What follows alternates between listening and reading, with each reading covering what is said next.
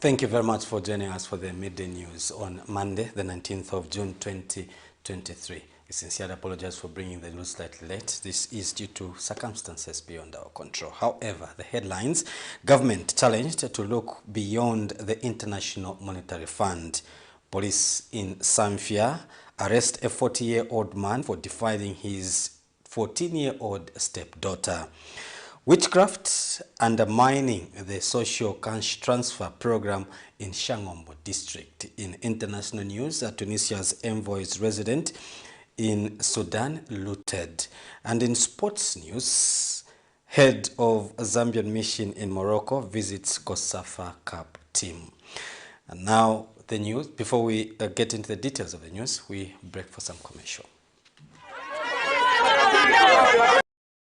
Immediate coverage of any breaking or latest news in Zambia and around the world on Camnet television. Call the numbers on your screen.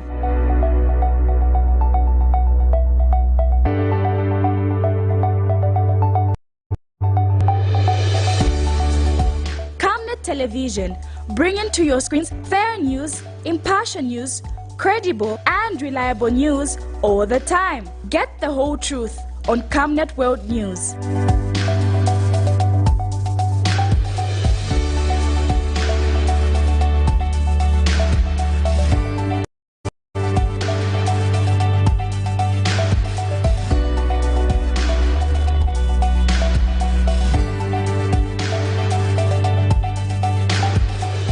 Camnet Television, not just another channel. And now the news in detail. Some residents in Shangombo district in the Western Province are not receiving their social cash transfer funds based on witchcraft claims. In an interview with Camnet News, Headman Masiala says a lot of people have begun bewitching each other over social cash transfer due to jealousy. Meanwhile, the headman says there is a high level of illiteracy in Shangombo, as the majority depend on those who are educated to resolve conflicts in the villages. Details in the following reports. Social cash transfer plays a direct role in reducing poverty in Zambia. The cash transfer scheme aims to assist the most destitute and incapacitated household in society to meet their basic needs, particularly health, education, food and shelter. However, in the western part of Zambia, to be specific, in Shangombo district, it is said that a lot of people have allegedly begun to bewitch each other over social cash transfer due to jealousy. In an interview with Camnet News, Headman Masiela alleges that many are forced to relocate to nearby villages due to the same. He has also alleged that there is an equal distribution of social cash transfer, as people that are seen to be educated are given more privilege. Kufumane hakuri mwaminzi luli sina muwa zama bangora batu bafumana mali. There is an equal distribution of social cash transfer, as people that are beefed off are the ones being given. People here in Shangombo district have begun bewitching each other over social cash transfer due to jealousy. Banani choese basabanga hulu batubare mane babulera kuli hayi banje mutwele wa muzisa kwa kuhola kwale ahuli mali ale peto wasaba kuloiwa. Meanwhile, the headman says there is a high level of illiteracy in Shangombo district, as the majority depend on those who are educated to resolve conflicts in the village. Here in Shangombo district, there is a high level of illiteracy. You can walk about 90 kilometers just to find another educated person. So, most people depend on those who are educated to find solution and resolve conflict in the village. People here fear the educated ones. You can't voice out, even if the same person wrongs you, because you will need them in the future. Through the Ministry of Community Development and Social Services, the government has been implementing the Social Cash Transfer Program since 2003. The program is also in line with government's 7th National Development Plan vision of accelerating development efforts toward Vision 2030 without leaving anyone behind. People are still complaining that they've been left out, but normally there is a guideline which is normally followed. So the enumerators are given guidelines and they are given tablets. So information is normally captured on the tablet whilst interviewing the beneficiaries, which immediately is uploaded on Zipsys. So it states what sort of a criteria that person was selected on. And then if at all they don't meet the need, they are normally dropped out from the system. Miriam Kaimba reporting for Camnet TV News. Now, residents of Western Province have complained that they are unable to benefit from this Constituency Development Fund, CDF, despite the government's intentions to empower them through the program. In an interview with Emongo residents, Lako Wamunyima wonders why only a few individuals are benefiting from CDF grants when the program is meant to benefit everyone. Meanwhile, in Shangomo district, residents have also expressed the same complaint, further adding that there is also a delay in completing CDF projects. Here's a report. Complaints from citizens on how they are failing to benefit from the Constituency Development Fund continues, with some residents in Western Province complaining that they are unable to benefit despite the government's intention to empower them through the program. The Constituency Development Fund, CDF, has been increased to 28.3 million kwacha. But despite its increase, many who hope to benefit from it through the cooperative see no result. Lako Wamunyima, a Mongo resident, runs a small vegetable business. She too had hopes of benefiting. Magarden yatu, ipeze manyuwa, ipeze ndalama zote za bana batu. In an interview with Camnet News, she wonders why only a few individuals are benefiting when the program is meant to empower everyone. Now, the complaint is the president doesn't want to come and visit us here because possibly we would love the president to come and visit us so that you come and complain my complaints are to Kuliva president. That's why we have voted for him.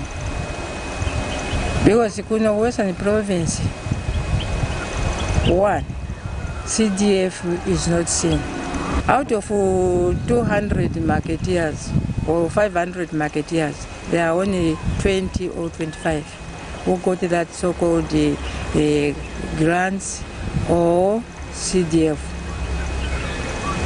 So we are complaining to the President Peter to come to our aid so that he come and listen to our complaints.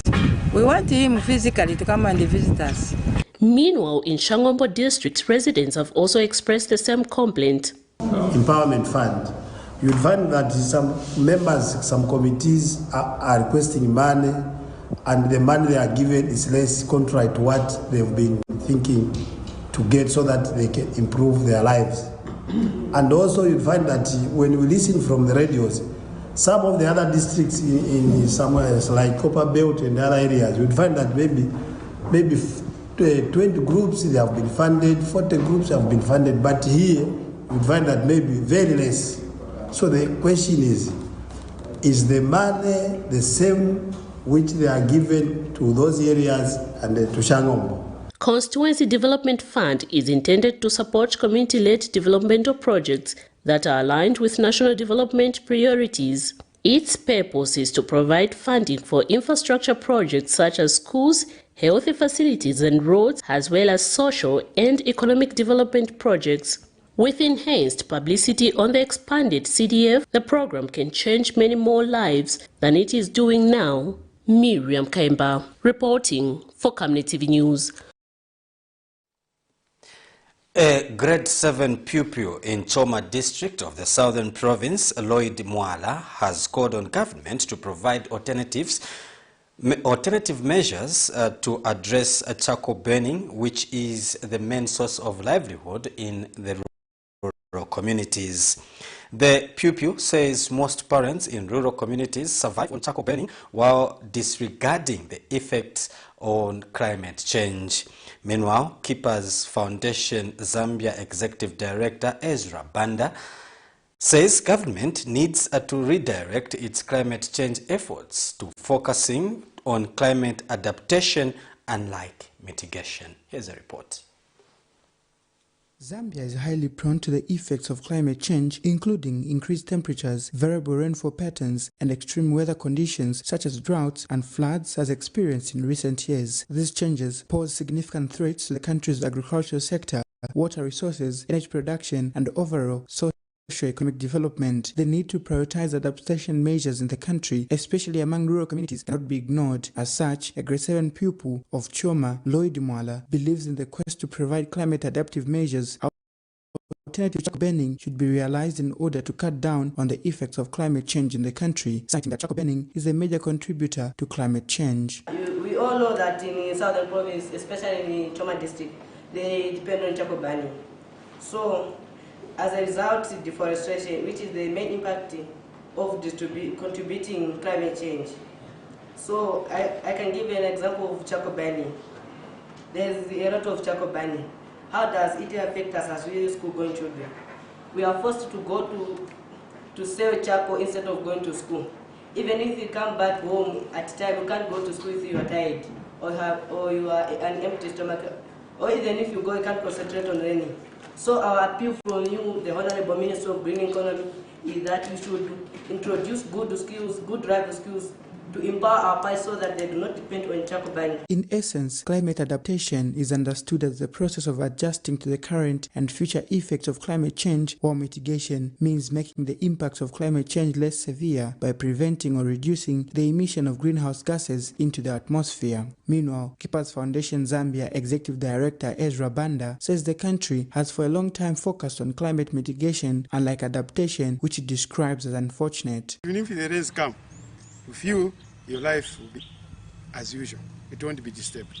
So even now, even these people in the communities who are affected by floods, if they are given enough information and their capacity is strengthened, when you strengthen the capacity of people, is that you look at what could be their alternative livelihood away from the one which is vulnerable to climate change, then which means you are building the issues of adaptation. So early warning, disaster risk management, all those need to come in. People need to be warned in advance. What happened in, is it Kamwara South, where we found people houses completely submerged. So if they had information in advance, at least they could have saved their assets. A lot of assets were destroyed. This is because of not having adequate and accurate information. The call to protect the environment by effectively safeguarding the country's ecosystem is crucial to everyone. Nelson Zulu for Camnet News, Lusaka. The Citizen Environment and Social Concern, CESCO, has emphasized the need for government to improve mining regulations in the country in order to bring to an end illegal mining activities. In an interview with Camnet News, CESCO Executive Director Colonel Hagapia observes that there is a lot of unregulated mining, especially in the northern part of the country. Mr. Hagapia says the government needs to halt illegal mining in the country as it is a danger to the environment. The mining regulations in this country, we really need to see to it that we improve, especially with inspection and implementation of the laws that we have in our country. There's a lot of unregulated and illegal mining that is taking place, especially on the northern part of our country. A few months ago, there was that manganese poisoning around. We haven't had any update with regards to what is transpiring now to those people who were affected in the area. And it is on record that a lot of illegal mining is taking place, and we don't know how they are are practicing the same mining, the health and safety, and where they're disposing of whatever that they're disposing of, is it finding itself in waterways and in our general environment? That is not very, very good, and it's very dangerous, even for not only for the adults who are doing that, but also for the children in the villages around where that is transpiring. We need a concerted effort from the Ministry of Green Economy and Environment, and also, most importantly, the Ministry of Mine, to see to it that they push up the inspections with regards to illegal minings in our country. The opposition Democratic Party has implored the government to rectify issues surrounding the Konkola copper mines. The Zambian government and Vendetta opted to resolve matters outside court. However, discussions have been protracted, thus undermining the economic viability of the copper belt and the country at large. Ms. Kabemba says KCM is key to Zambia's mining sector, thus urging the government to resolve the matter. For the President, Minister of Mines and the entire cabinet to make a quick decision regarding the issue of Konkola copper mine. I think the delay has been too much, and this has continued to kill the mine. We have been asking that the President should make a decision so that production, growth and continuity in the mining sector can be seen. As at now, as DP, we want to be very frank and also to advise government that the situation on the copper belt is not as good as it seems. I think our people are getting jobless every day and our mines are dying. We know that the President and his government are making serious strides to make sure that these issues are resolved. But we also feel that it has taken too much time. We need to be decisive. We need to make sure that things are done. We have, as Democratic Party, stated our position that we know that the major shareholder of KCM is Vedata. 80% shareholding is a lot. ZCMIH only has 20%. That puts us at a very disadvantaged position when it comes to negotiation. And especially that the matter is out of court, I think it's time that we settle this matter and we have the mine working on well. Republican President Hakainde Hichilema says the trip to Ukraine and Russia by 7 African heads of state was aimed at restoring global peace and not to ask for food. Speaking shortly after returning from the war-torn region at Lusaka's Zambia Air Force Base, President Hichilema told journalists that honest meetings were held to stop the conflict and has claimed thousands of people and displaced many in Ukraine and Russia. He expressed happiness that the two presidents, Vladimir Putin and Volodymyr Zelensky, were willing to accommodate them to discuss the restoration of peace between the two nations. The head of state reiterated Zambia's position to help in resolving the crisis and that characterized some African countries through various peace missions. Here's a report. While some opposition political leaders criticized President Hichilema's trip to war-torn Ukraine and Russia, the Republican president says the trip to the two countries by the 7 heads of state focused on peace talks and not asking for aid. He says war affects everyone, hence when there is war somewhere, there's war everywhere. Why we've maintained our view that instability anywhere, conflict anywhere, is instability everywhere. Oh no, the effects of that were on all of us across the world. So we took a peace mission to seek peace, negotiations, so we can restore order in those countries. We say the point there that I would like the media to think. We didn't go there to ask for food. No.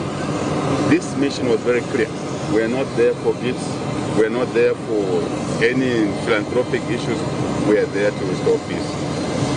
While in Russia, South African President Cyril Ramaphosa on Saturday told his Russian counterpart Vladimir Putin that the conflict in Ukraine had to stop through negotiations and diplomatic means, as African countries have been divided over their response to the conflict, with some siding with Ukraine while others have remained neutral or gravitated towards Moscow. 7 African heads of state held talks with Ukrainian President Volodymyr Zelensky in Kyiv on Friday, where Comoros President Azali Osmani, who currently heads the African Union, encouraged the Ukrainian president to enter into negotiations with Russia. Speaking shortly after returning from the war-torn region at the Lusaka, Zambia Air Force Base, President Hichilema expressed happiness that Putin and Zelensky were open for negotiations. The head of state says Zambia is keen to help in resolving the crisis that has characterized some African countries through various peace missions.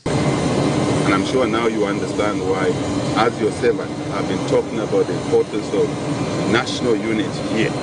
No matter what our issues are, national unity, peace, security, stability of Zambia is important for our economic social growth. We shouldn't export instability. If we have instability in Zambia, we are affecting everyone else around us and beyond. As we have seen on that conflict, imported inflation. President Hichilema told journalists that honest meetings were held to stop the conflict that has claimed thousands of people and displaced many in Ukraine and Russia. During the peace mission, Ukrainian President Volodymyr Zelensky on Friday stated that peace talks would require Moscow to withdraw its forces from occupied Ukrainian territory, something Russia has said is not negotiable. But Putin echoed his position that Ukraine and its Western allies had started the conflict long before Russia sent its armed forces over the border in February last year, something they deny. Nelson Zulu for Camnet News in Lusaka. A 40-year-old man from Samfya district of Rwapura province has been arrested for defiling his 14-year-old stepdaughter. According to a statement issued by police, the victim was defiled by her stepfather, only identified as Mr. Kaunda, in April of 2023 after her mother left home to work in a field for harvest for a period of time. Police Assistant Public Relations Officer Godfrey Jilabi says the victim was abused on multiple occasions and only revealed the ordeal to her grandmother in June. Meanwhile, the Zambia police have also arrested a 45-year-old man identified as Smart Zulu for allegedly stabbing his wife and identified as Barbara Zulu, and another man who he suspected of being in a love affair with his wife. Police in Samfya district of Rwapura province arrested a 40-year-old man for allegedly defiling his 14-year-old stepdaughter. On June 17, 2023, around 12 hours, police received a report of defilement from the victim's 60-year-old grandmother, who reported on behalf of her granddaughter. The victim stated that she was defiled by her stepfather, only identified as a Mr. Kaunda of Samfya district, and police immediately instituted investigations into the matter. Preliminary investigations indicate that sometime in April 2023, the victim's mother left home to work in the field for harvest for a period of time, leaving the victim alone with his stepfather. The suspect would frequently enter the victim's bedroom and had carnal knowledge of her on multiple occasions. The victim was threatened with death if she disclosed the incidents to anyone. In June 2023, the victim revealed the ordeal to her grandmother, who promptly reported the matter to police. As a result of the abuse, the victim is said to be 1 month pregnant. The suspect is currently detained in police custody, awaiting court appearance. Meanwhile, in Solwezi district, police recovered 26 pieces of suspected elephant tusks and apprehended 1 suspect in connection with the same. This occurred on June 17, 2023, around 16 hours at the Mutanda police security checkpoint. A brief account of the incident is that alert police officers manning the checkpoint intercepted a Lukumo bus with registration number SCZ01. The bus was en route from Mongu to Solwezi with passengers on board. During a thorough search of the bus, officers discovered 4 wrapped boxes containing pieces of suspected ivory tusks. The owner of the contraband fled the scene but was later apprehended in Soweto town center. He has been identified as Kabanga Mutombo, a 45-year-old resident of Nangweshi in Sioma district, and is believed to be a Congolese national.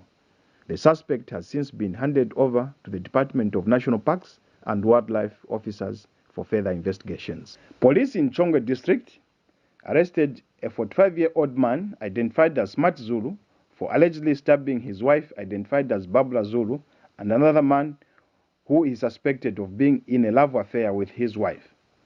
The incident occurred on June 17, 2023, around 17 hours in Chongwe district. Police received a report of unlawful wounding from 2 victims, namely Barbara Zulu, age 32, and Patson Kandela, age 39, both residents of Chongwe. They reported that they were unlawfully wounded by Mr. Zulu. Babla Zulu sustained a deep cut on the head, while Patson Kandela sustained a deep cut on the abdomen and right hand. The facts in brief are that the suspect found his wife seated together with Patson Kandela and suspected them of being in a relationship. He then got a knife and stabbed both of them. The victims are admitted to Chongwe District Hospital where they were rushed for medical attention. The suspect is currently detained in police custody. On that note, we break for some commercials. We have more news in international sports. Don't go away. The FARS 2022-2023 season is over, and the 2023-2024 season is around the corner. Camnet Stars Football Club, popularly known as the local national team, is looking for young talented football players from across Zambia, aged between 16 and 23 years old. Camnet soccer trials will be held on the 30th of June and the 1st of July 2023 in Lusaka at 09 hours. The venue is Kabulonga Boys Secondary School grounds. Your skills could earn you a place in the world of soccer greats in Zambia and the world. Camnet Stars Football Club, the local national team, is a team born for greatness with visionary players. Let us join hands and contribute to high levels of Zambian football standards. Trials. The future of Zambian soccer is dependent on you. Make a date with us. Remember, you are born for greatness. See you there.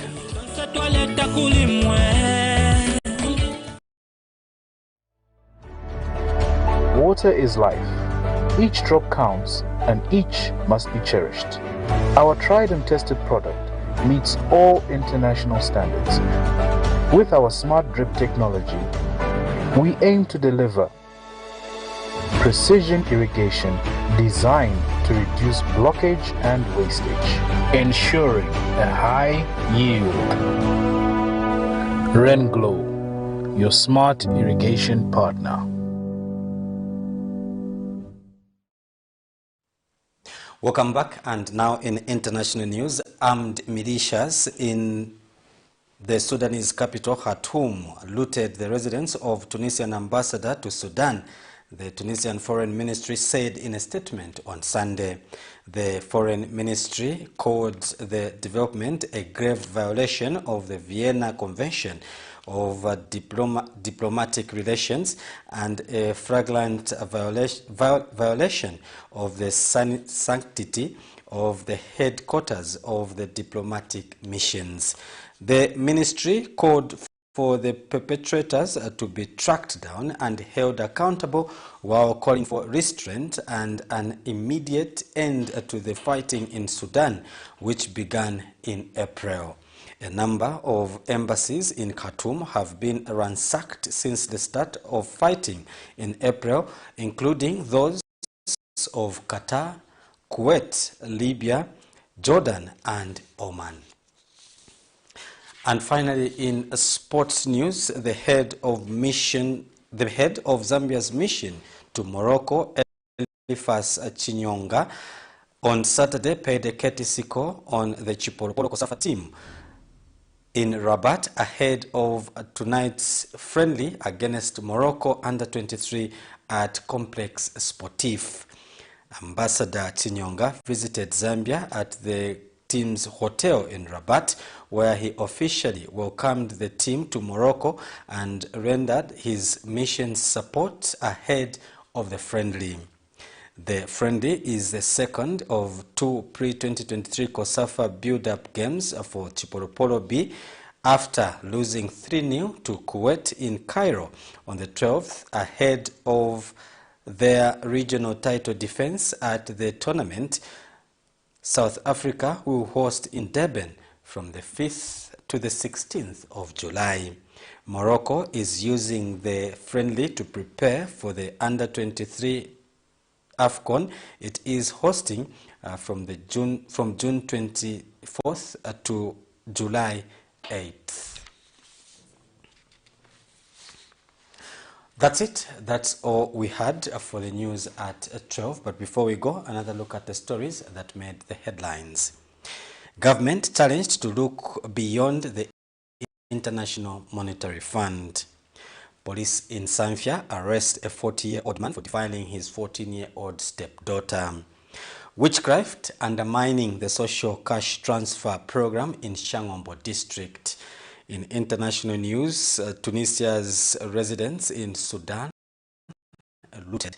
And in sports news, a head of Zambian mission in Morocco visits a COSAFA Cup team. And before we leave, we take a look at the Camnet verse of the day, which comes from the book of James chapter 1, verse 22, and it reads, "But be doers of the word and not mere hearers who deceive themselves." That's it. That's all we had for the news at 12. Don't forget to join us for the main news at 19:30 this evening. On behalf of the entire production team, have a blessed day.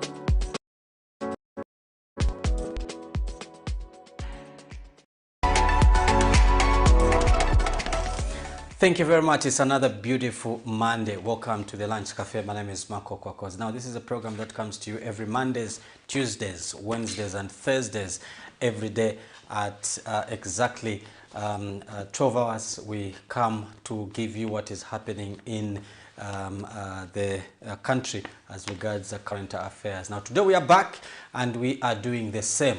Now, this program, we are going to be starting with the emerging stories. Now, in that particular segment, we give you what is happening, stories as they develop. And after that, we get into what we call the forgotten stories, where we go way back to pick up stories that happened then, just to refresh our minds as regards what was happening during those particular days. And then we also give you another segment which is called the viewers reaction, where we give you an opportunity to react to some of the issues we are discussing on this particular program, and later on we give you interviews with the various people as regards what is on the table. And today we want to talk about cadreism, and if it is really slowly coming back as some stakeholders are claiming, and also look at the issue of allowing UPND youths to be monitoring the constituency development fund projects across the country. So we are going to be talking to the UPND National Youth Deputy Chairperson, Trevor Mwinde, who will be joining us a little later on the program. But let's start with stories that are emerging. We do have a story from the Community Action Against Corruption, CASC, which has requested government to clearly explain to the Zambians how the money recovered from ministers who overstayed in office after Parliament was dissolved in 2016 was handled. Now, CAC Chief Executive Officer Brighton Tembo says the money needs to be accounted for, just like the 65 million kwacha forfeited from Faith Musonda. We feel the UPND government should also help the Zambians understand how the money which was recovered from cabinet ministers who remained in office after Parliament was dissolved in 2016 was also used. I think it would be important for Zambians to also have to demand for documented evidence of how that money was spent by the people tasked to handle that money. So the Ministry of Finance should also present a documented evidence, because when we look at the 65 million kwacha forfeited from Faith Musonda and the recovered money, there is no difference there. It is just money coming in the same way. So expenditure of that money comes with questions. So we feel that money should also be accounted for in a manner people have demanded to know how the 65 million kwacha was used. We also want to know how that money which was recovered from those people was spent and which institution spent that money. I think that one will be important also. Thank you very much. So that is one of the emerging stories where CAC is calling for government to explain how the money recovered from the ministers who had overstayed in office was used. Now let's move on. We do expect that particular story to make the cut in our 1930 menus today. Moving on, the Ministry of Livestock and Fisheries in Northwestern Province have slaughtered 12 heads of cattle that were illegally transported from Kawe Central Province to Kalumbira District, contrary to the Animal Health Act number 27 of 2010. Now, Northwestern Province Veterinary Officer Peter Banda, who confirmed the development to NICE, says the truck illegally transporting cattle was impounded from a 28-year-old Arnold Dube of Lukanga Swamp in Kawe Central. Now, Dr. Banda said in accordance with the provisions of Section 6 of the Animal Act, or number 27 of 2010, the 12 heads of cattle were found being transported illegally, contrary to the provisions of the Act. Let's have a look at this report. He has lost about 12 heads of cattle due to illegal means of transportation. Arnold Dube, a small-scale farmer of Lukanga in Kawe Central Province, was found illegally transporting cattle to Kalumbila District, contrary to the provisions of the Animal Health Act number 27 of 2010. Arnold forcefully obtained an abattoir assurance permit from Chingola and used it to transport his cattle from Kawe to settle on a 100 hectares piece of land, which is said to have been bought in Kalumbila District.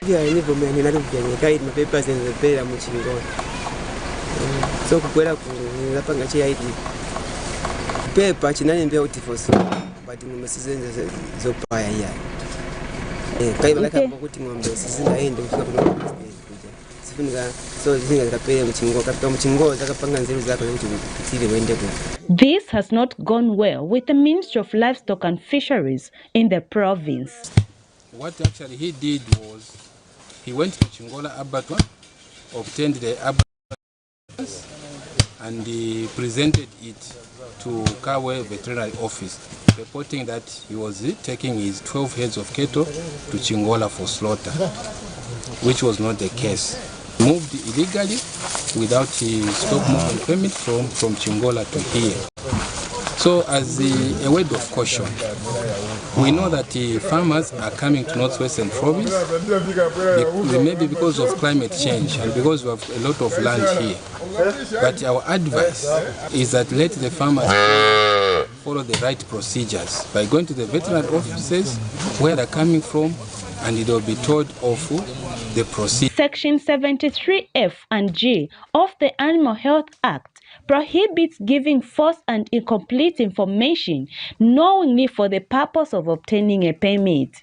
Recently, the province reported an outbreak of the African swine fever disease and is in control of the movement of livestock. Northwestern Province has also experienced an increase in illegal movement and settlement in search of land. Betha Pata for Nais in Solwezi, Northwestern Province.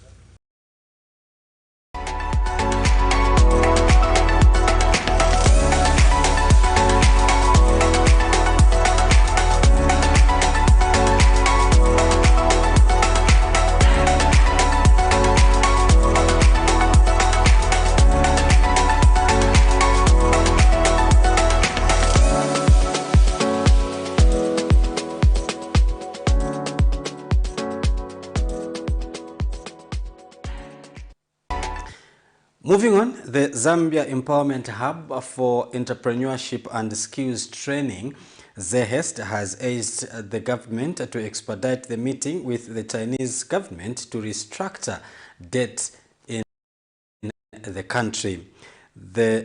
Recently, President Hakainde Hichilema disclosed that he will soon hold a meeting with the Chinese government to discuss how they can restructure the debt. ZEHEST Executive Director Clarence Muziamba says there is need for the government to ensure that the debt is alleviated as soon as possible to foster development in the country.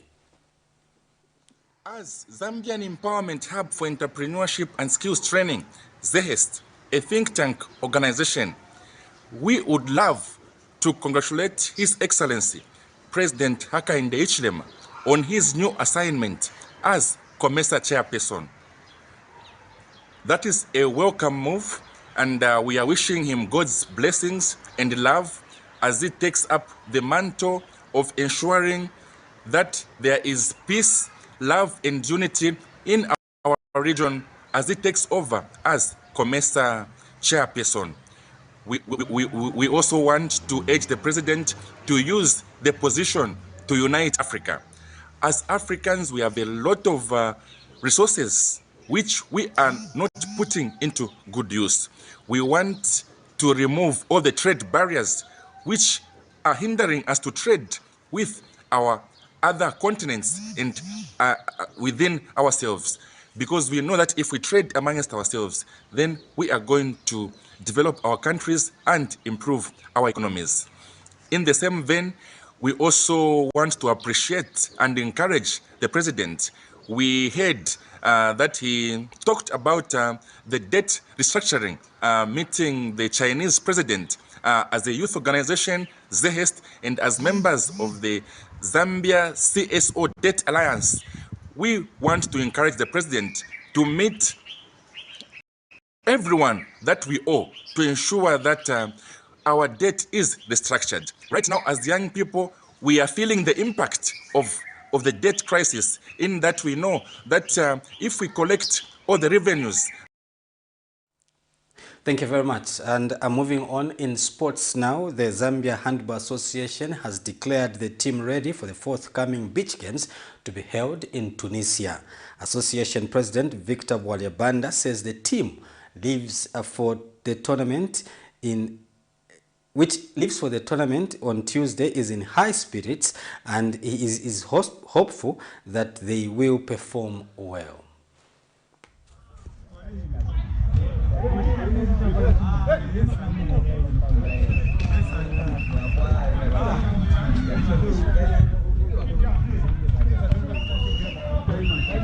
We are here doing the final preparation of our senior men beach team, which will be competing in the 3rd African Beach Games to be held in Tunisia, starting on the 23rd to the 24th of June. And I think so far so good. The team has been training. They were out in South Africa for beach training. They came back, and now we are just doing the final training, and they will be leaving Zambia on Tuesday. My name is Chikatize Walabanda, beach handball national team player. The team is high morale, highly motivated. With that, the Honorable Minister Elvis Nkandu had announced a few days ago saying the winning bonus has been raised to $5,000. So I'm sure we'll perform wonders in Tunisia. We are surely highly motivated and we're going to win.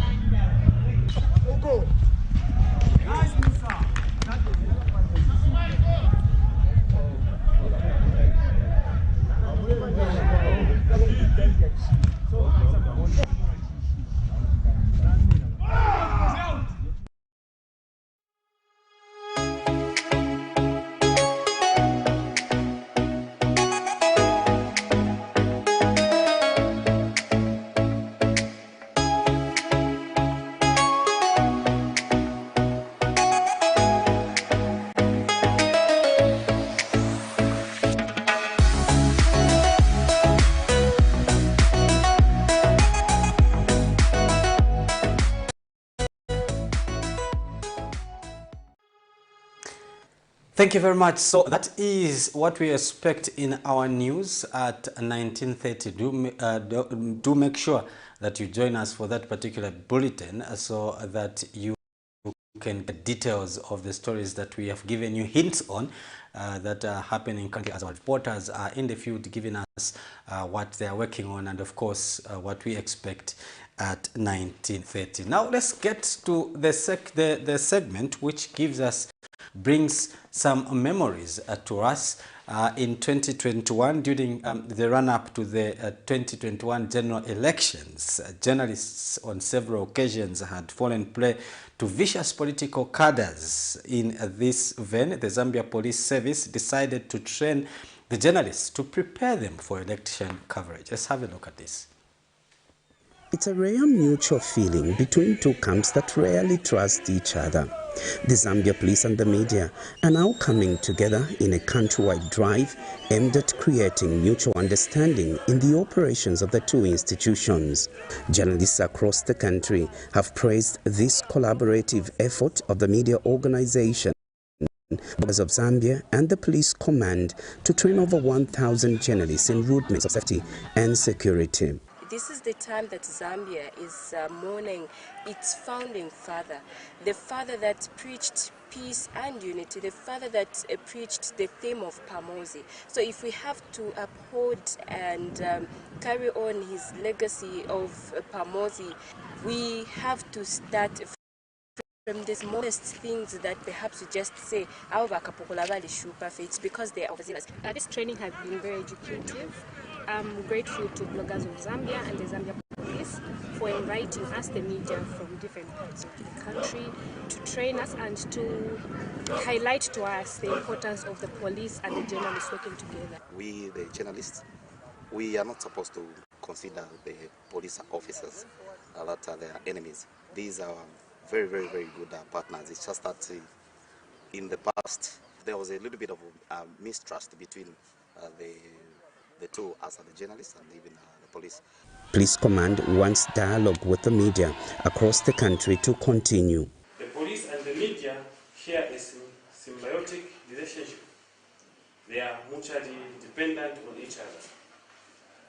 Let us therefore work in close collaboration, more especially during this crucial period of policing this year's general election. A good working relationship between the media and the police is important, more so as the country stands at the threshold of an important general election. Victor Mwila for the News in Kitwe. Now, in 2021, the NGOCC added its voice in denouncing political violence, which at this point had raised a lot of concerns from various stakeholders. Let's have a look at this. The recent political violence that has characterized the campaigns ahead of the 12th August 2021 general elections. It is particularly saddening to see our youths engage in fierce, violent acts, which in the recent past have even resulted in loss of young, productive lives and destruction of property. Unfortunately, we see the young people being used as tools of perpetrating violence amid the prevailing harsh economic situation.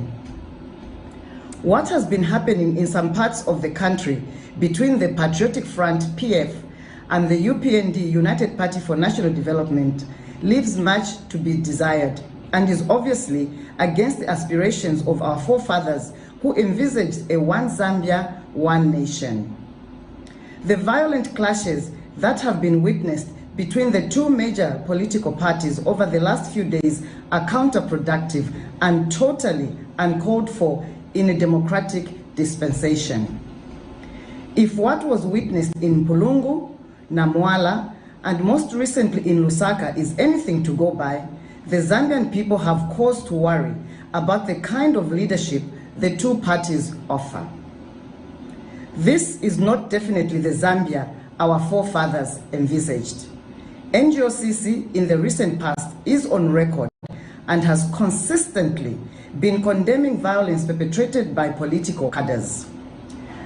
As a way to honor His Excellency Dr. Kaunda and the other fallen heroes, we call upon our political leaders to stand up and halt the barbaric acts that the country is being subjected to by party cadres. Now, a political scientist believed that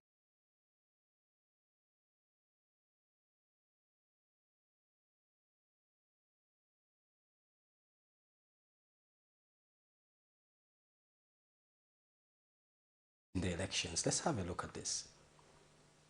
Someone loses, they always move out of office without claiming any life. To this effect, please politicians, let's stop the issue of trying to instill fear in the electorates, the issue of trying to bring division within our country. We are a one Zambia and one nation. We do not have any other country apart from this country, Zambia. God has stopped creating nations. God has stopped creating countries. So the only country which we have, be it a Bemba, be it a Ngoni, be it a Lozi, be it a Tonga, be it a Kaonde, be it whichever tribe, the only country which my brother, my sister, you have is Zambia. And this is the country, my brother, my sister, you are supposed to protect at all costs. Yes, politicians, because of selfishness, they are going to use us. Maybe they will use us passing through the issue of tribes, passing through the issue of languages, passing through with... They are going to use all sorts of means in trying to create anarchy and confusion such that themselves they are sent to power. And this is not what we want. We want political parties, those who are going to unite the country. Those who won't see to say, no, this person comes from Eastern Province, this person comes from Northern Province, this person comes from Southern Province, Western Province, Central Province, Northwestern Province, or Copper Belt Province. But all these people are one. And the oneness we are talking about is the country, which is Zambia. For such kind of threats which they are trying to... Now, in 2020, political parties had rejected the nomination fees announced by the Electoral Commission of Zambia for presidential, mayoral, parliamentary, and local government. Let's have a look at this. And us as NDC, our submission is that we don't want them, and the best way is to have, at the very least, the nomination fees that we had in 2016. Because they are not going to attract the right leadership in this country. Leadership is not for the rich. Leadership is for the people that have the passion, the people that have maybe the experience, the know-how, whatever it is. And the youth, who is full of vibrancy and, you know, integrity and everything, but has no money behind him. How do you expect him to pay the same amount that you, who is empowered, is paying? At ECZ, they must be magnanimous enough to tell us how they came to 150. They should also know that they are dealing with minds that are learned. We are not minds that they can just flash numbers and figures and we are going to Then ECZ should also be reminded that they exist because of the Zambian people and because of the democracy that is existing in Zambia. They should not be dictators. They should be listening to what the people of Zambia are saying through their leaders who are gathered here. We have to start all over again on the issue of nomination fees because they are on the wrong premise right from the beginning. So don't even consider anything they've done in the past. Start afresh. We should not eliticize elections where only a few well-to-do people can manage to pay the nomination fees. In fact, as Zambia Center for Inter-Party Dialogue Political Parties, we have further proposed that the nomination fee, like in any other countries, should be refundable. We, the political parties, we have rejected the proposed nomination fees by the ECZ. And political parties have proposed that the nomination fees be divided by two. That is for presidential, parliamentary, mayoral, as well as councillors. We are basing our division on the 2016 nomination fees. So for us, even the talk of increasing is unacceptable.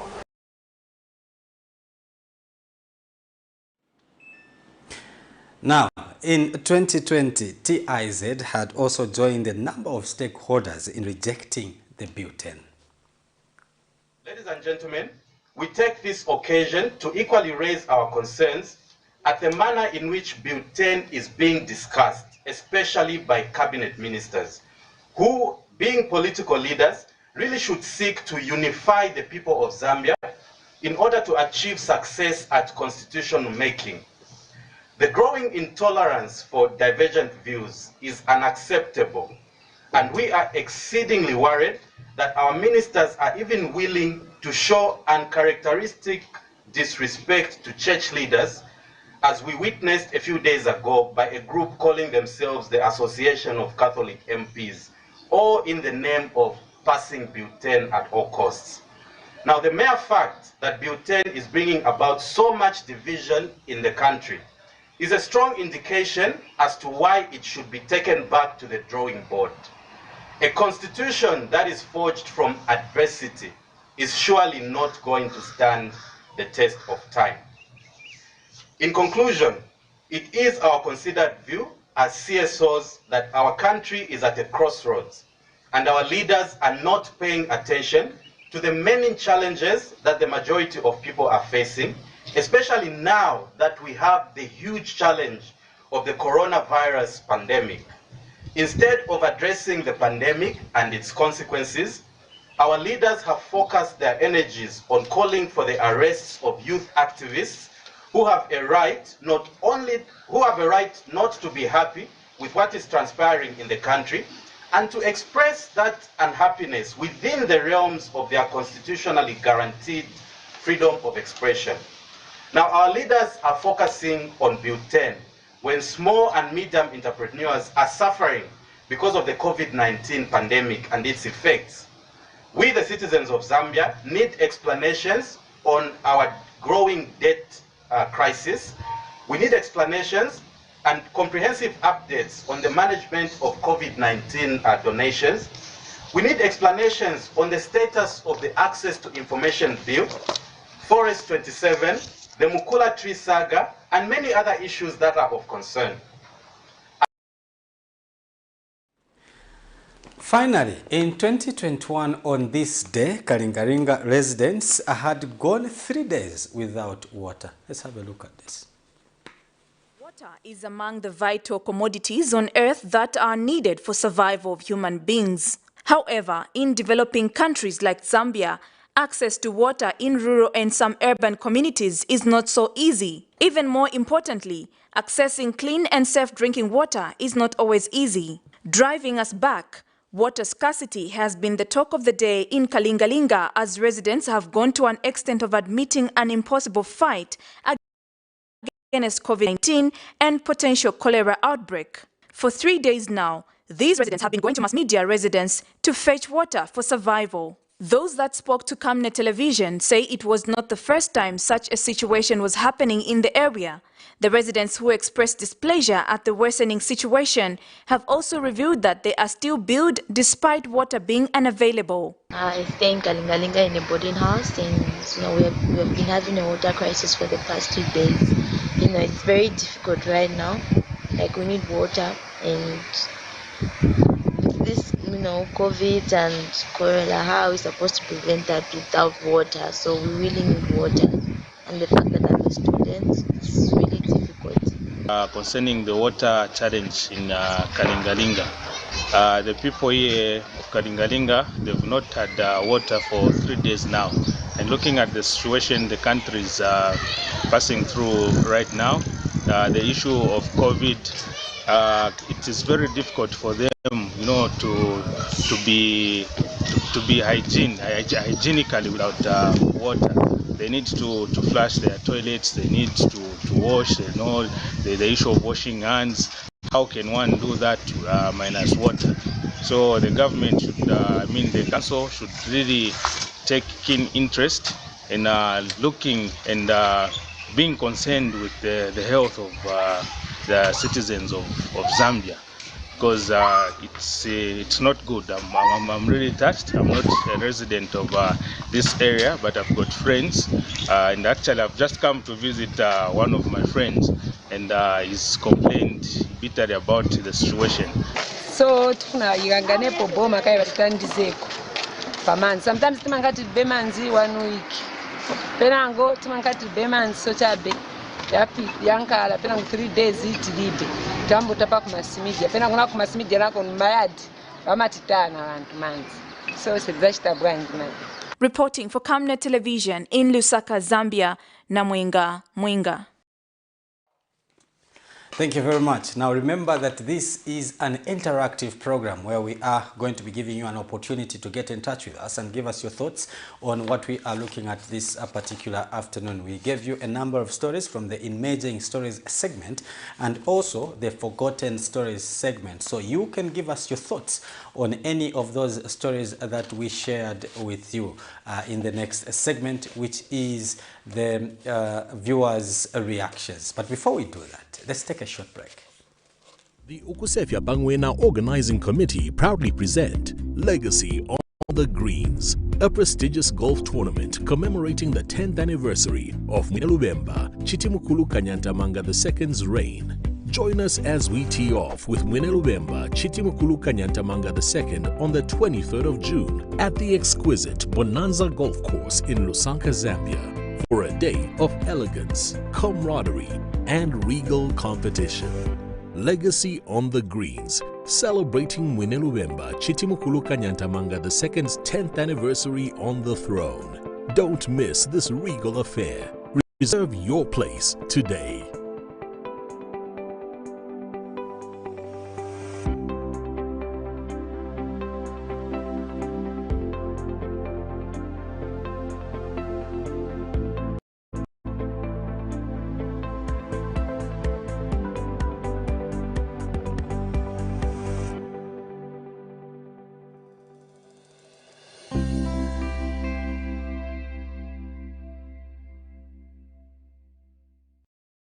The FARS 2022-2023 season is over, and the 2023-2024 season is around the corner. Camnet Stars Football Club, popularly known as the local national team, is looking for young talented football players from across Zambia, aged between 16 and 23 years old. Camnet soccer trials will be held on the 30th of June and the 1st of July 2023 in Lusaka at 09 hours. The venue is Kabulonga Boys Secondary School grounds. Your skills could earn you a place in the world of soccer greats in Zambia and the world.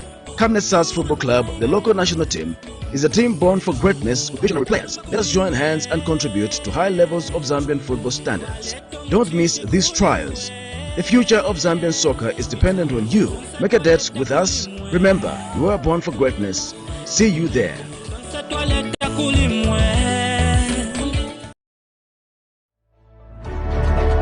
Water is life. Each drop counts and each must be cherished. Our tried and tested product meets all international standards.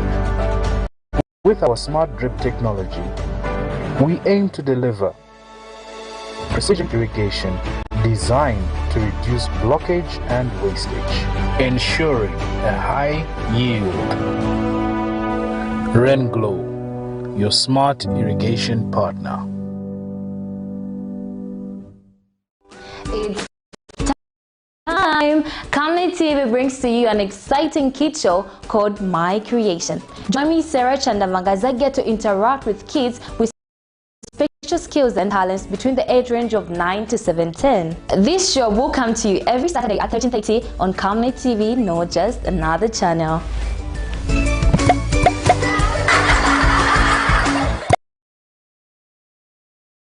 Hey, join me, Amazing Katamanda, on the weekly gospel show for those exciting and interesting interviews with your favorite gospel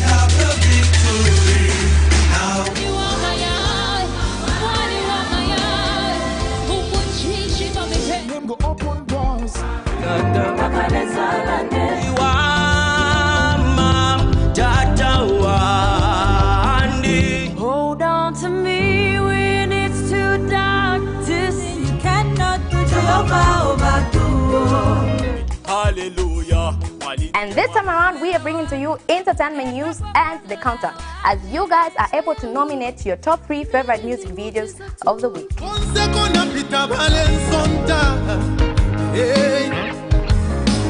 Remember, it's every Saturday at 10:45. You can also catch repeats every Monday at 10 hours. Camnet TV is not just another time.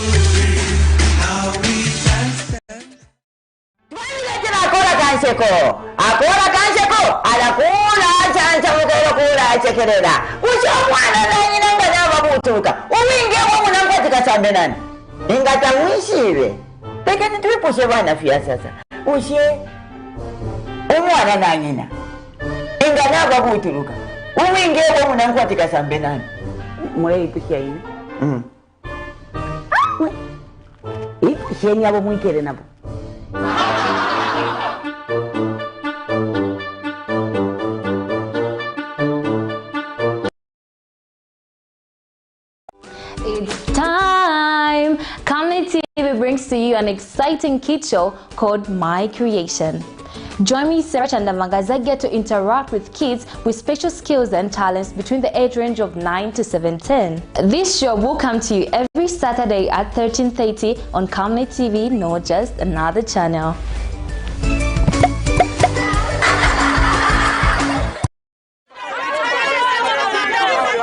For immediate coverage of any breaking or latest news in Zambia and around the world on Camnet Television, call the numbers on your screen.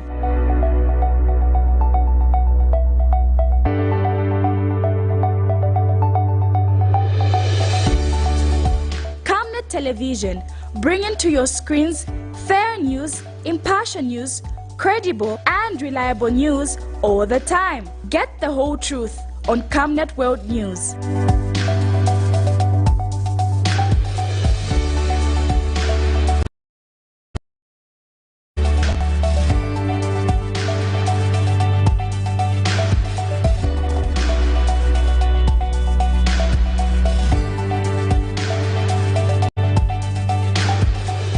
Camnet Television, not just another channel.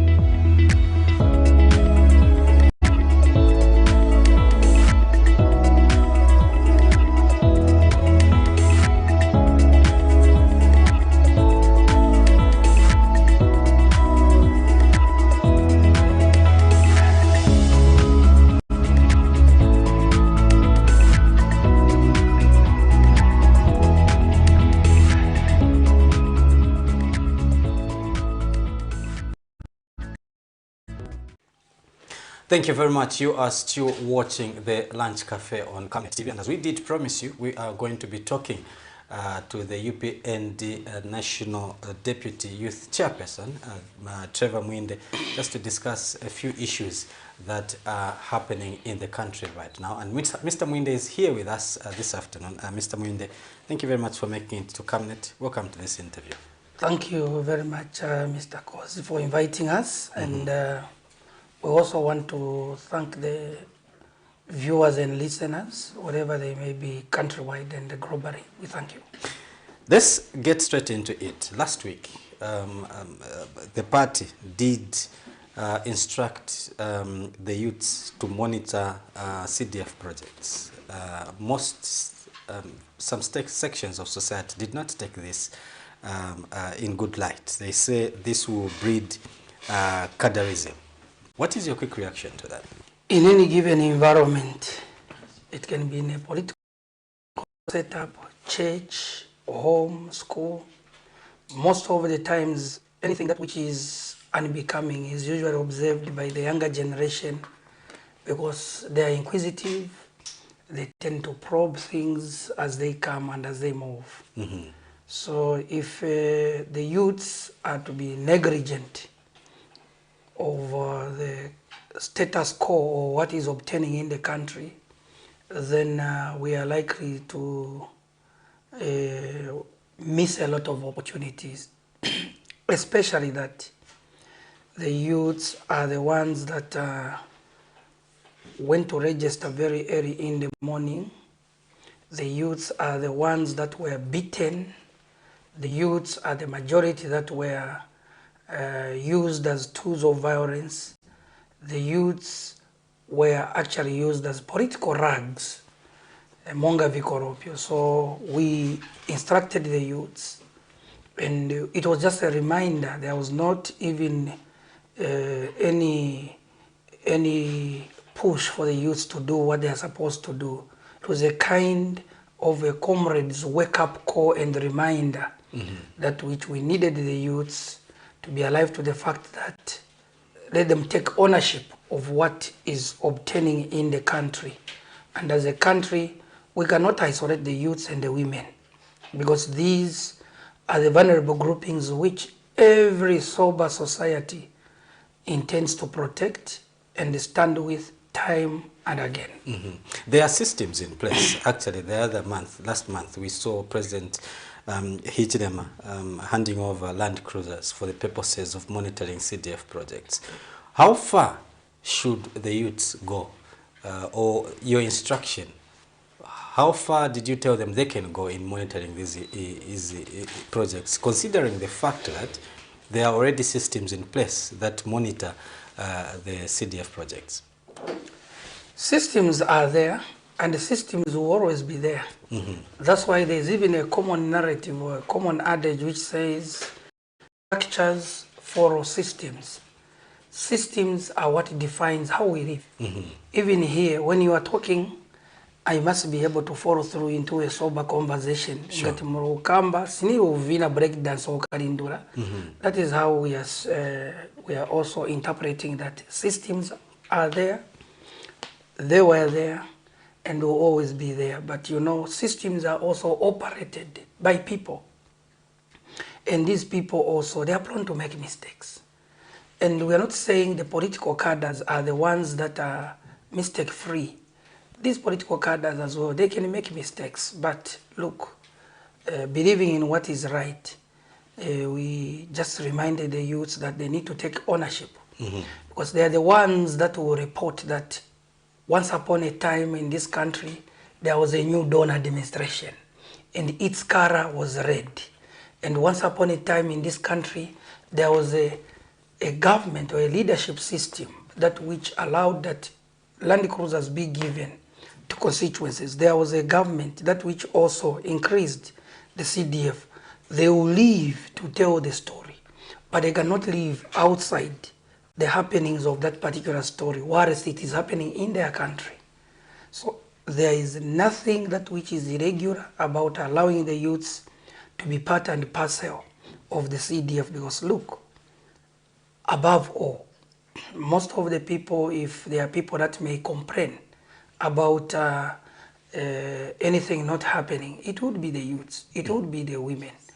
So we need them to understand and take keen interest in what is obtaining for their personal benefit and for the country's benefit and for a universal acceptable standard in terms of contributing to the well-being of the country, contributing to the well-being of their various communities.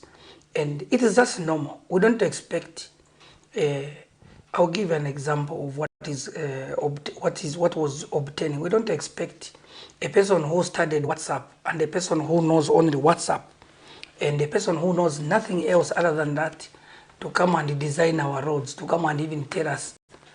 Because you will be told that road inakonekera po ipa ipite pamamba pamutenge hapa ikaenda burikira kuja because yama kona. So that is why we need the youths to be also be there to say, the road which was designed, it passed here, material which was used, we got it from point A to point this.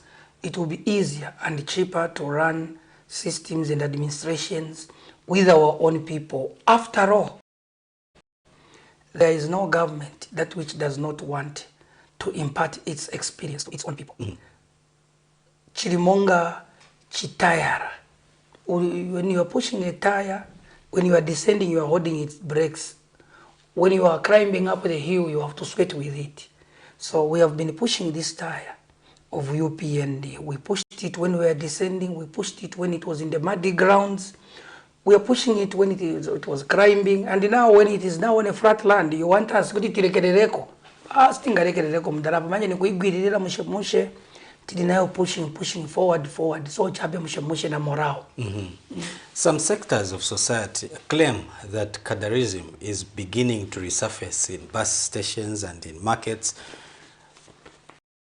Is it true cadarism is resurfacing? And what is your office doing in order to ensure that youths have been empowered and they don't get back to cadarism? There are a lot of interventions. Thank you. There are a lot of interventions that which the leadership of the country, His Excellency the President, has made pronouncements to. And others are working. We cannot say that all of them are working at a rapid rate as expected by the feedback from the youths across the country. I want to be very categorical. The youths have applied at CEC, Citizenship Empowerment Commission, but the rate of response has not been as expected. I want to be able to be honest to myself, people behind the camera, and people that are listening. There are selected few that have benefited. Others have gone under the umbrella organizations that which want to suppress whatever good the new Dawn administration is doing. We are aware of them. Others have gone under the Small Scale Mining Association of Zambia, which was a mobilizing unit of the Patriotic Front, where the president of that organization, he was the vice chairperson of mobilization for the PF on the Copper Belt. So we know that such people, even if they are empowered, even if they are given an opportunity, all they will get is to suppress and turn it into negative energy, whatever good that which the new Dawn administration may want to do to its people. One.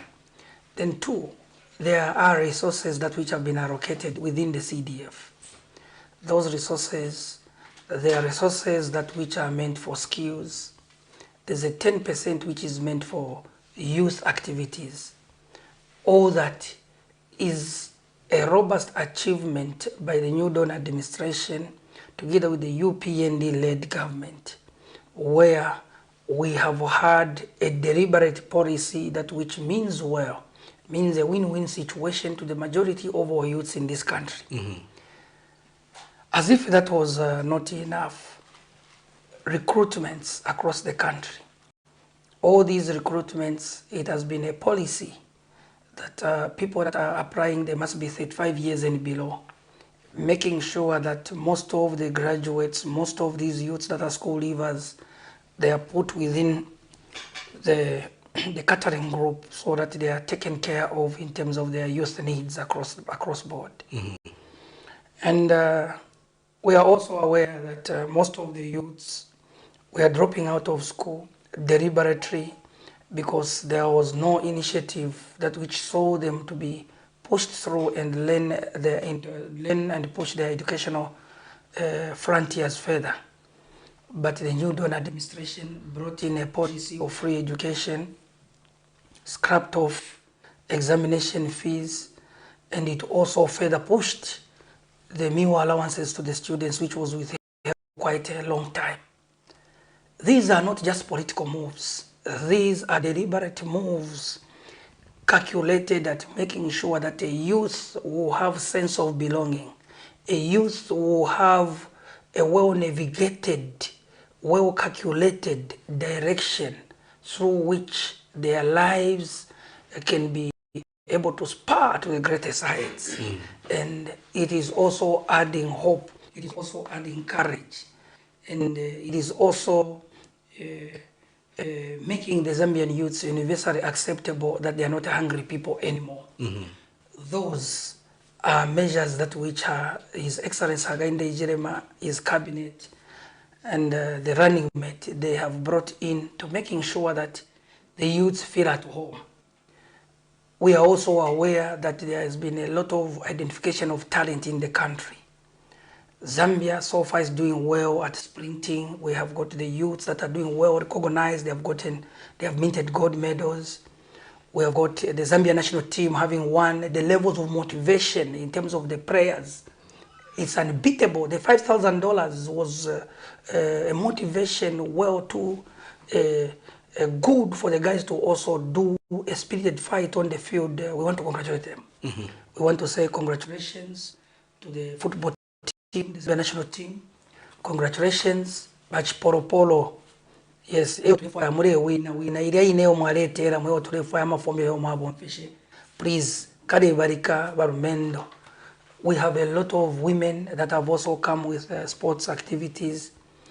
We have made a lot of also inroads in terms of swimming, cycling. There are a lot of activities that which are happening in the country because the culture of people now, the only difference is that we have people that are willing to work and get something after working.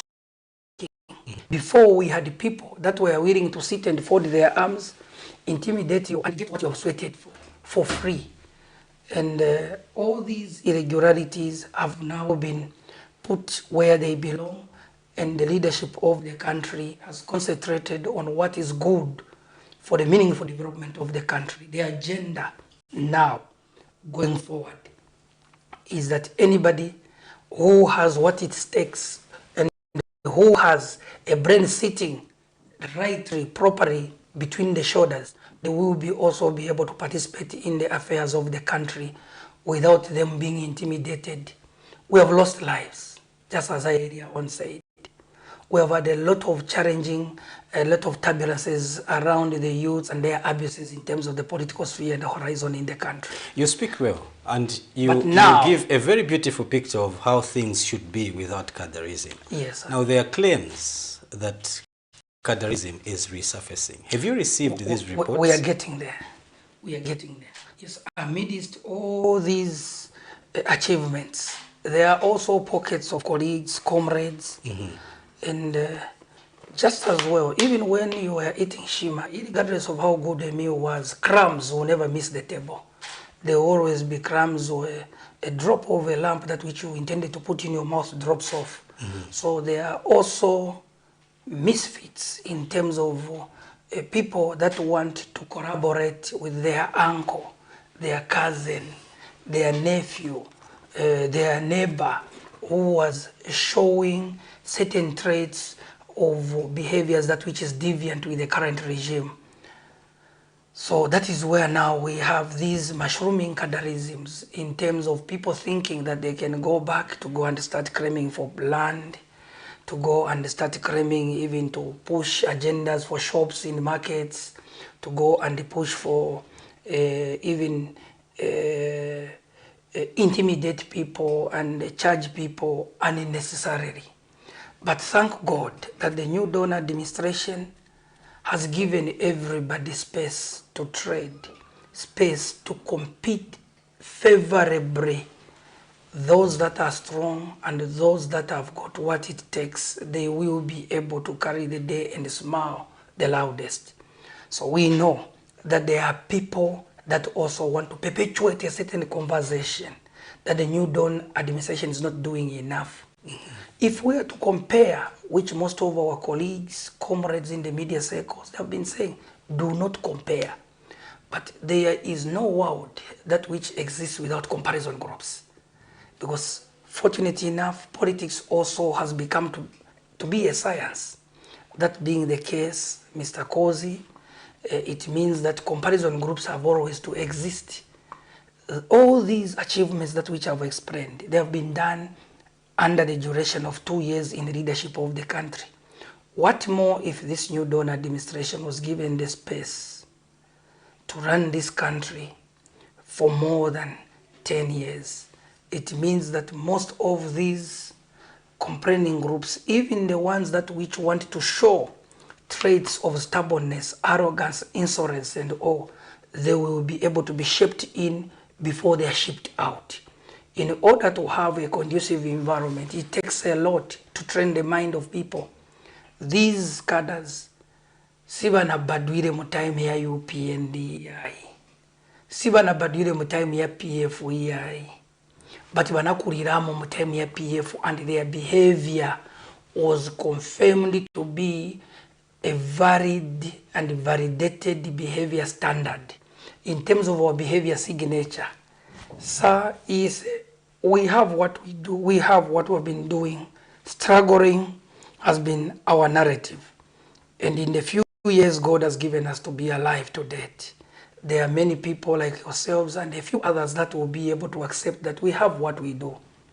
We have balanced between the political time and the time also to do personal businesses, but we're not here for that conversation. We only believe and hope and pray so soon that our friends will be able to revert and conform to the standards of behavior before the law starts to visit them. It be 1 by 1, 2 by 2, 3 by 3, because we're not threatening nobody. Our intentions are well intentioned and are well propagated to making sure that those that have got ears, they will be able to listen. We know, and we want to caution them after you have spoken. We want to caution them, those people that want to try and paint and abuse the name UPND.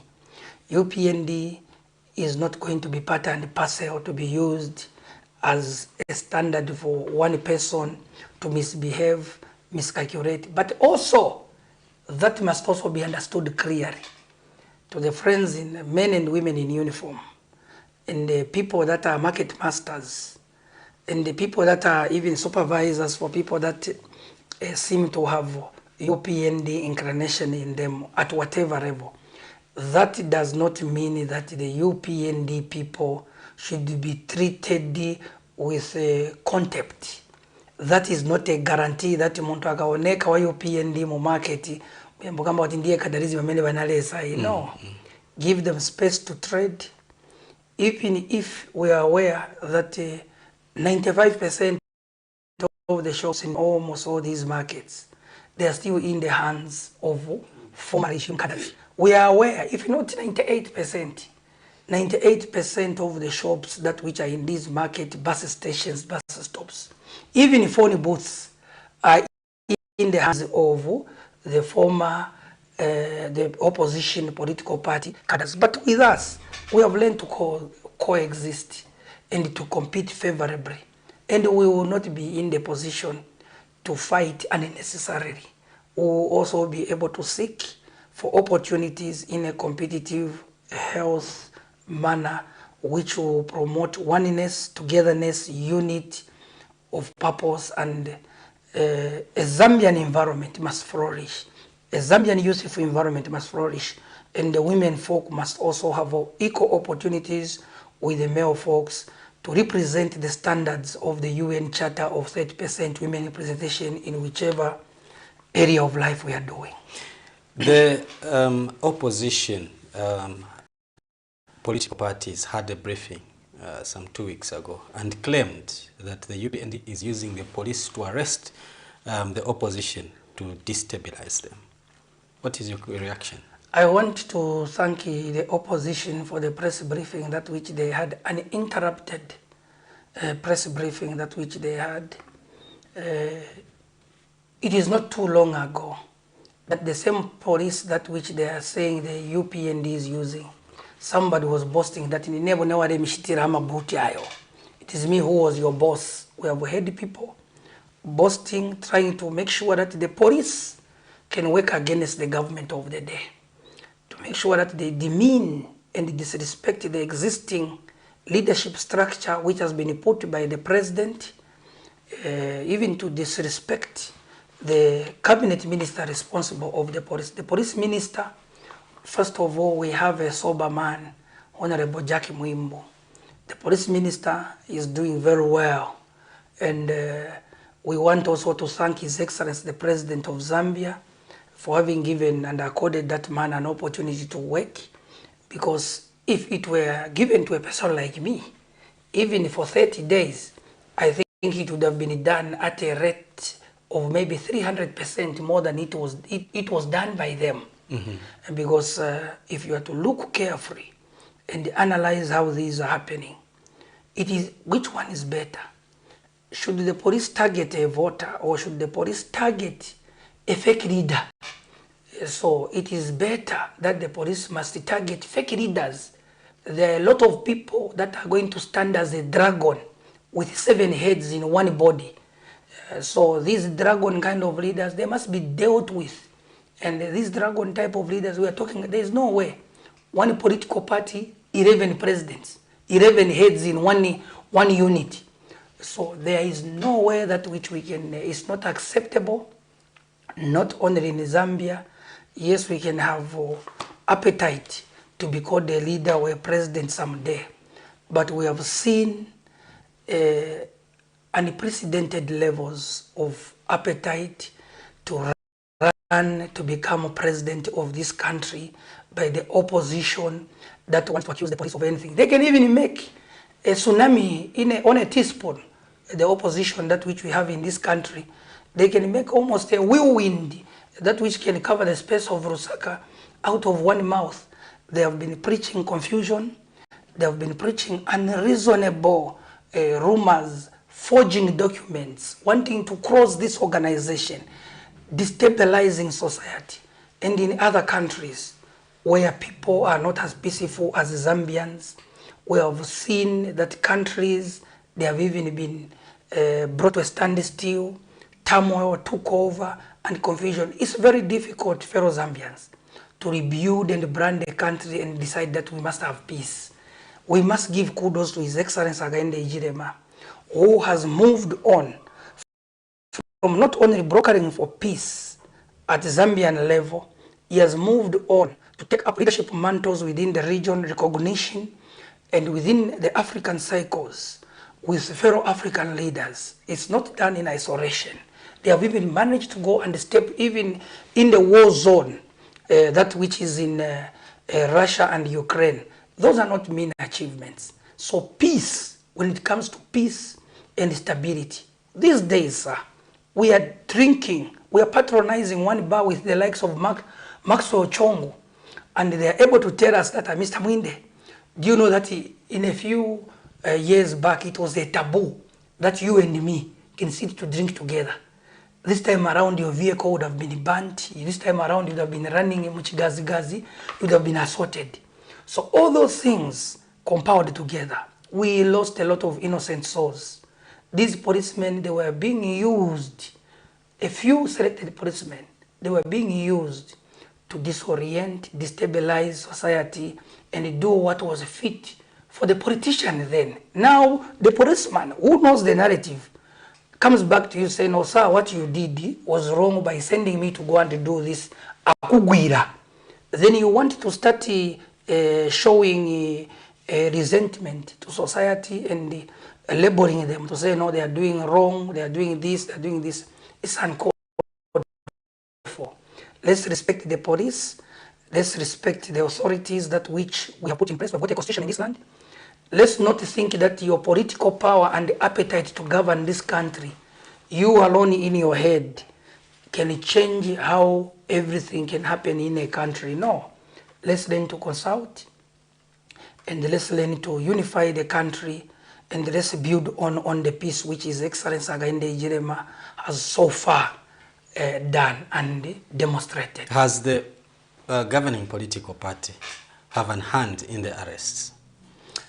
Well, police, we have no police office at our secretariat as UPND, and we don't intend to build any police post at our secretariat. It is alleged that you, however, are issuing instructions to the police to arrest your political opponents. You know, politicians of nowadays, these politicians of nowadays, most of them, and the majority of them, if you are to look at them, all of them are a branch of PF.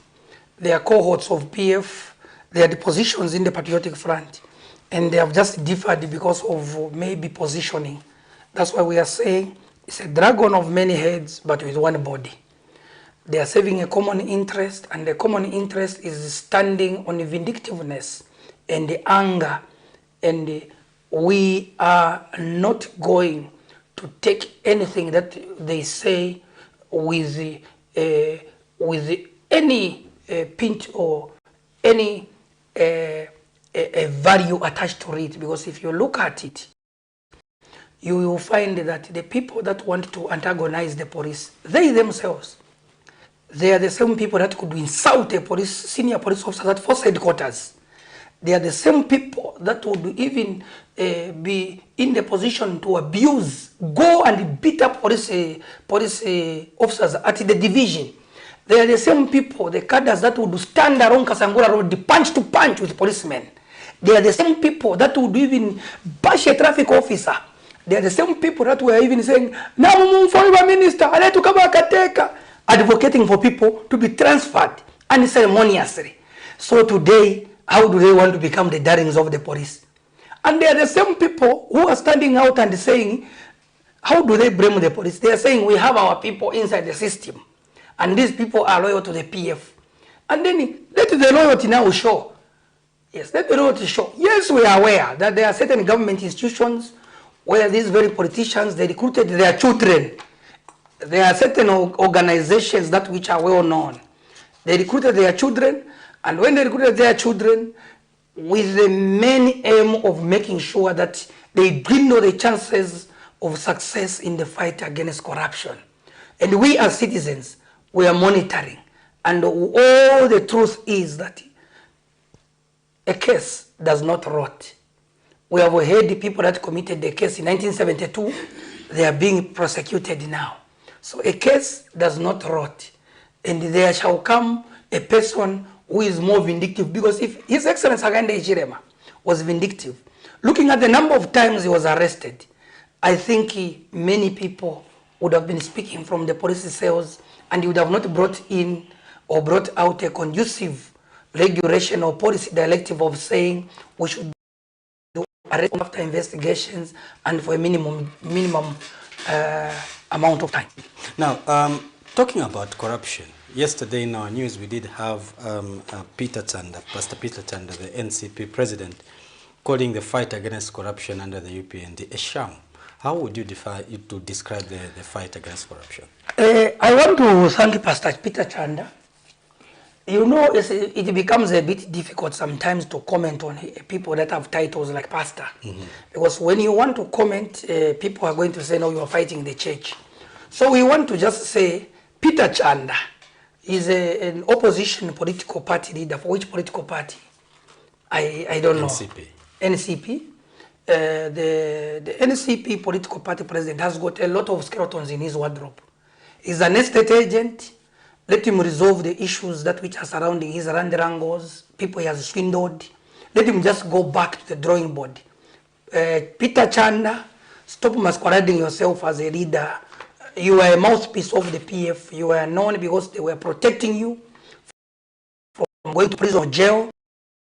You have a lot of people that are crying over issues surrounding your real estate business. So that being the case, we want to advise him not to disparage the fight against corruption. If he wants to strengthen what we are talking about, we can pick a few case records here and there, and we can read the Zambia police to say, oh, apanagulisapo proti amene silipo, na apanagulisapo proti amene silipo, abanabadira ndarama, both within the country and outside.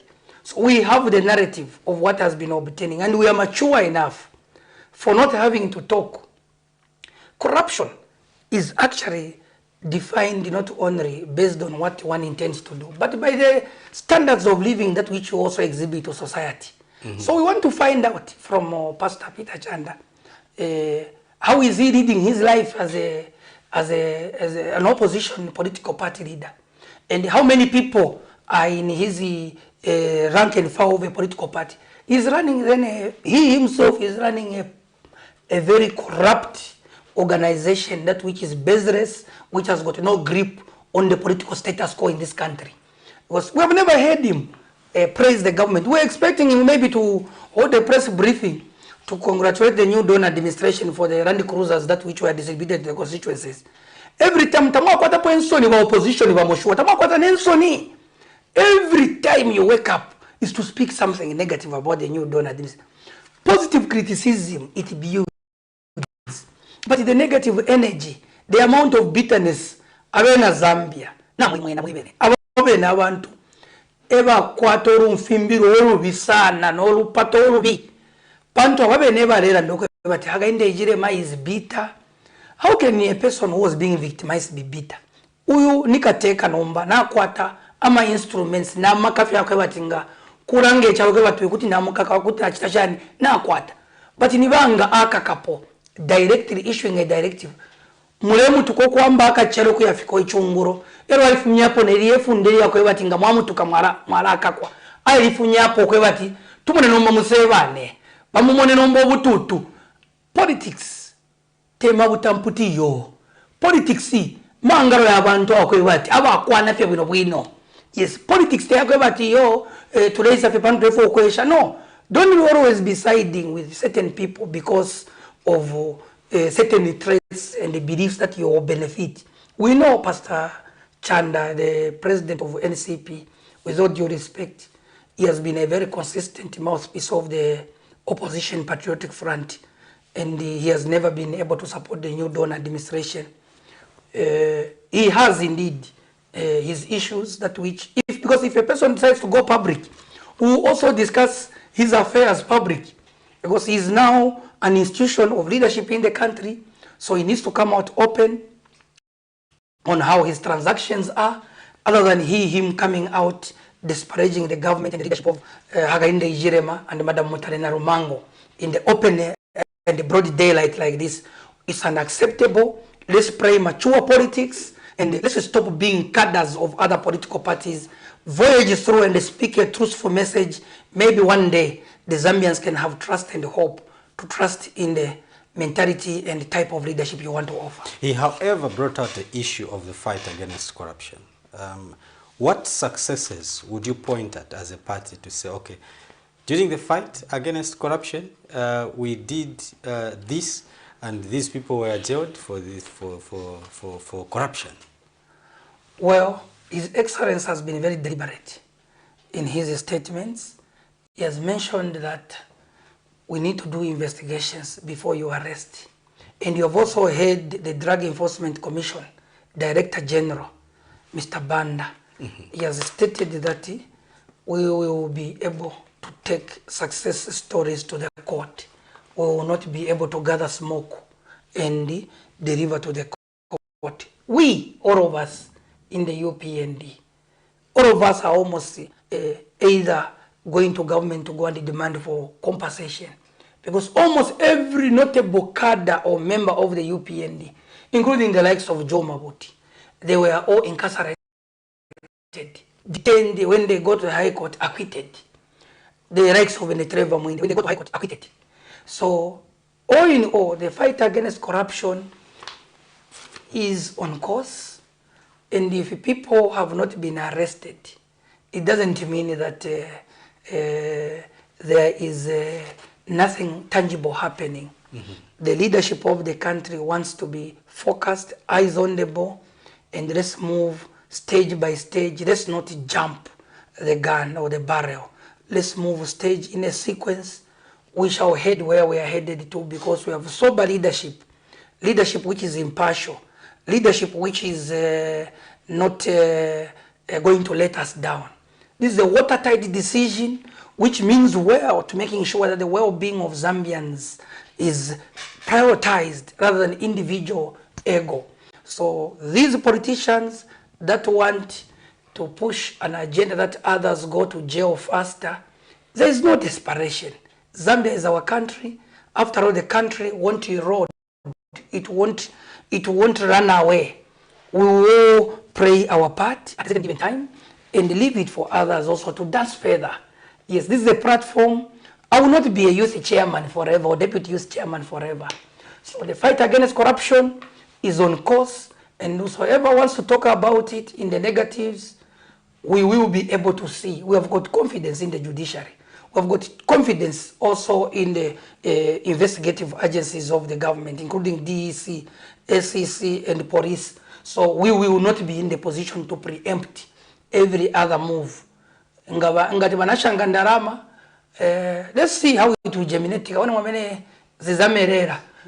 that as we go on, just as well, most of these people, you know, as politicians, they misunderstand the word cash crop. Wagamvera cash crop, waganza ni kuyenda ushanga mabilioni yandera mapanza zizamera. No, it's not the plants that which people consume on a day to day. So as far as we are concerned, the people that are disparaging the corruption fight, like Pastor Peter Chanda, it's just a matter of time. Now, there are some sections of society, again, that were condemning the president's trip to Ukraine for the discussions, for peace discussions there.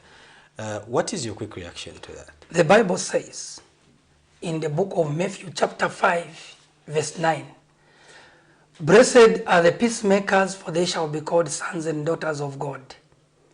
Peace is lived. Peace is not delegated. Peace defines who you are. And to those that have failed to forgive they themselves, and they have seen His Excellency going to broker for peace, it's good to see two brothers sitting and chatting and discussing progressively. His Excellency Hakainde Hichilema, on behalf of us, the peace-loving Zambians that voted for him, we believe that we would want to see more of such interventions. It's unfortunate for those that did not see anything sensible out of the presidential trip to Ukraine and Russia.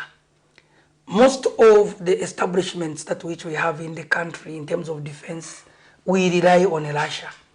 Most of certain other key components, we also, in terms of education exchange, we also rely on Russia. So to those, amongst those people that may be even speaking like that, and very unfortunately, to those that are negative opinionated, I would rather say that they are short-sighted. They even forgot that their children were chased out of schools from Russia because of the very war. We are even blaming the escalated food prices, cost of living due to fuel and all these things because of the war on Russia and Ukraine. It has impacted a lot of negativities on a lot of economies other than Zambia. So we would be happy to see that there's peace through the efforts of His Excellency Hakainde Hichilema. By putting his life, it shows a certain zenith or pinnacle of leadership. Others were busy dozing, pretending to be fishing, pretending to drink, pretending to smoke cigar, pretending to be dancing on the stage. This is where now you can see. Bambi barecha na filma overalls. Barecha na pa stage, baretuka abantu, bare abantu inciting ama yusu kwa batino kabyeni mukapumea abantu. But a peace-loving leader, he steps out of the comfort of his home. He goes to Ukraine and Russia to broker for peace. It's not a mean achievement. We want to say, long live the president and long live the people you represent and the people that advise you. We believe in you and we shall constantly continue to support you. In under a minute, I know that we have run out of time. In your concluding remarks, the FRA did announce that they will be buying soybeans at 6 kwacha per kilo, and some farmers feel that this is too low, and we're calling on government to revise the price. After having earlier announced that they were not going to buy the commodity, now they announced they will buy it at 6 kwacha. Well, I want to always avoid to comment on issues to do with FRA. Yes, but since you have brought the question to deal with the Food Reserve Agency of Zambia, I would rather say I have declared interest in the affairs of food reserve. I don't want to look disrespectful to the appointing authority. I feel the institution itself has a lot of management tasks, and it has a mundane task and enormous responsibility to look into how it advises government on certain matters. I'm not putting my name up for grabs for jobs. I have what I do, which is politics, and I believe that the country has got a lot of responsible and well-exposed, experienced, talented and skilled individuals who can propel such organizations to the highest expectations of the Zambians.